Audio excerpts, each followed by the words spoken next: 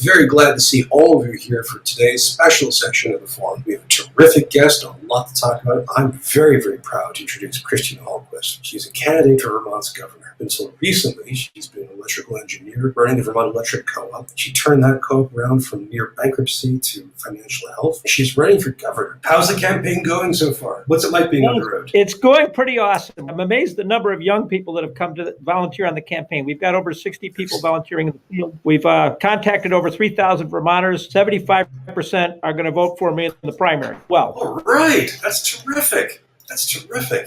Jim Holton asks, would the plan you described put in the infrastructure needed for 5G wireless systems? Interesting, Jim. I love this forum. You're all asking some great questions. To get more data, you have to go up in frequency. As you go up in frequency, it gets harder to get around buildings. Now, what 5G does, 5G, in order to adequately get good 5G coverage in the urban areas, basically they're going to set an antenna just about on every pole. I know it's in California because they're trying to get the new community college program in that would be not for transfers, but for what they call stranded workers who either didn't have any college or didn't finish a community college degree to sort of position them to affordably get certification or a associate's degree. And the higher ed unions are pushing back against it very hard. All of us, including me now, will abide by the union contract. I will only get the same raise that you get. By 2010, the Department of Energy had us come down and they called us the most innovative utility in the nation. 5 years. Those miracles only happen when you're pulling together. There's been this systematic attack at unions, which also have impacted the middle class. Middle class hasn't received a raise in 30 years. So I think this whole thing, we have to be real careful about,